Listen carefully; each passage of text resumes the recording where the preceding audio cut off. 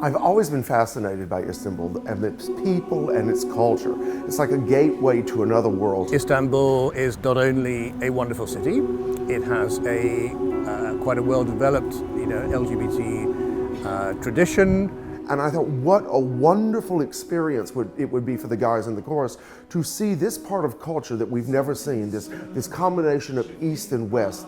It's one of the great halls of the world. It's only recently opened. It is a jaw-droppingly beautiful hall, complete state-of-the-art, 2,000-seat auditorium, absolutely amazing. In March, our communications team received a request from a leading Turkish newspaper. So myself, our music director Ruben Reynolds, put together the answers to these questions. They were printed in a full-page spread. The response from the LGBTI community in Turkey was fantastic, and it began a social media welcome and campaign of excitement many months ahead of our planned tour. The growing attention resulted in the Zorlu Performance Center launching ticket sales sooner than they had anticipated. During that time, an extreme Islamic newspaper began writing editorials against our tour and our coming to the country.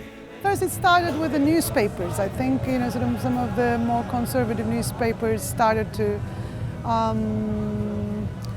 have things said about the immorality of the concert. Another campaign began, which was an online petition demanding that our performance be canceled.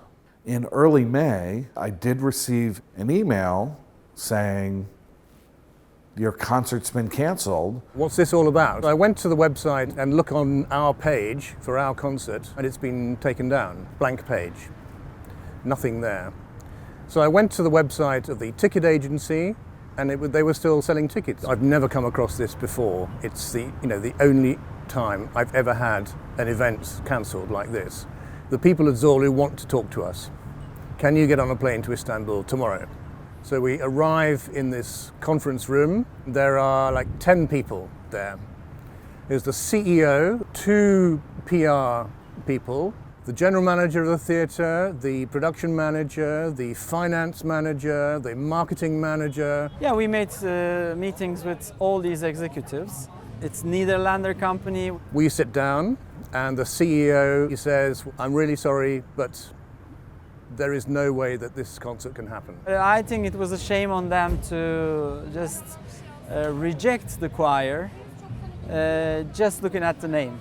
Of course, they knew about the name of the choir and the original concept. It had become clear from social media that there had been threats from extremist Muslim organizations. There was a women's organization which had protested vehemently that we were performing during Ramadan. You would have known when we signed the contract that it was Ramadan. Why didn't you just tell us then? Silence. There were kind of a couple of crank emails saying, well, ISIS will be here. Then they said, oh, well, we've had all these security threats. And I said, listen, guys, you run one of the biggest companies in Turkey. I'm sure you have access to really, really top quality security. And they do. I mean, they have airline-style security just to get into the hall. And I said, don't tell me you can't handle this. We've had the embassy in Ankara send a diplomatic note to the Ministry of Foreign Affairs, just underscoring our concern that the safety of American citizens be assured at this event, that I'll be attending as well. I don't want to be confrontational, I said, but the clear fact remains is that you are in breach of contract. And if I wanted to, I could take this through the courts. Not only would you then have to pay me, for renting the hall, but I would sue you for damages as well, because the basis of my contract with the Boston Gay Men's Chorus is to produce a major concert in Istanbul. They went into a huddle. In the middle of the negotiations, I did receive a text asking me whether we were willing to perform as the Boston Men's Chorus. That was not an option. And they came back and they said, okay, we still can't do the concert, but we will support you to find another venue. Erdogan and the owner of Zorlu Holdings are close personal and political friends. Zorlu has government contracts, and although nobody actually said it in so many words, it became obvious to us that personal pressure was put on Zorlu Holdings by people very high up in the government, probably the president, for this event not to happen. The truth is, we have to talk about politics. They couldn't dare to be opposite to the government and the current conditions in Turkey. So Ilka asked this guy directly, eye to eye, have you been put under pressure by the government? And the guy says, what do you want me to say? And he said, just nod. And the guy said, looking at from their side, I don't think it's homophobia from their side. It's the current conditions in Turkey right now.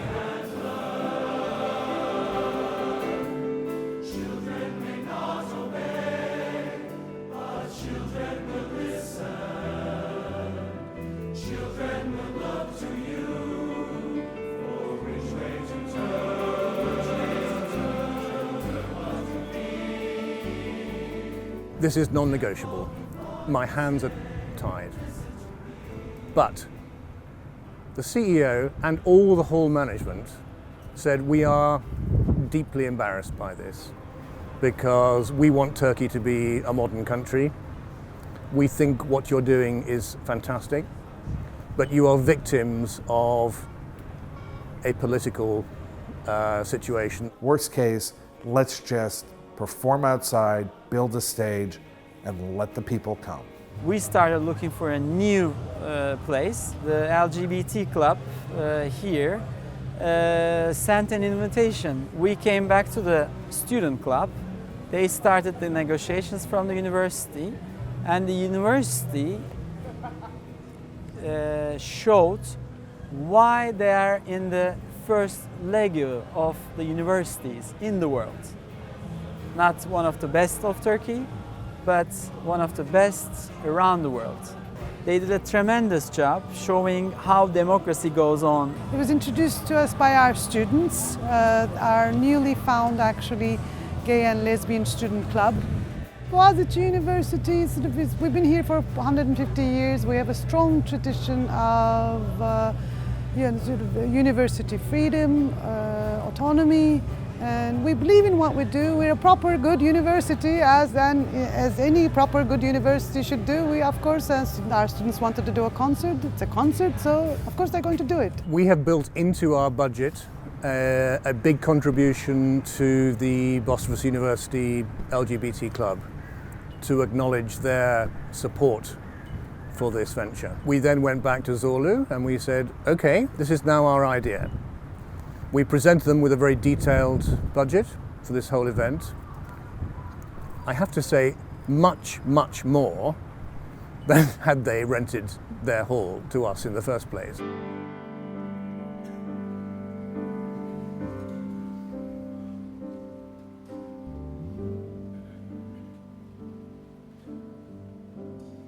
This is not a professional group in that they are not being paid to perform. Each one of these people has paid individually to come on this tour. These 100+ guys spent 18 months raising every penny to come on this tour.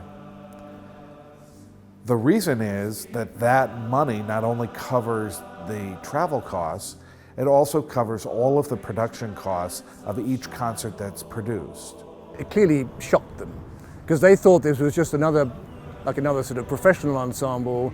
The concert was cancelled, didn't really matter. They would just pay off the singers or the players, and that would be it. The Boston Gay Men's Chorus was prepared to spend some $20,000 to $25,000 to rent Zorlu Performance Center and put on our concert. To accommodate the inconvenience of having our contract canceled has cost the Zorlu Performance Center almost $100,000. It's guilt money. I really do think it's guilt money. I can't help but believe that somehow, somewhere, homophobia was a part of this. There is a cost to homophobia. The system here is depending on just a few people in government and at the top. So nothing will change just in a couple of weeks or days. This will be a long run to change most of these issues in Turkey. You show up, you give us your worst, but we will stand here and we will do the right thing by not allowing that homophobia to in any way affect what we are doing. You have no power over us. Protesters have no power over us. Homophobia has no power over us. We will sing our songs, we will tell our stories.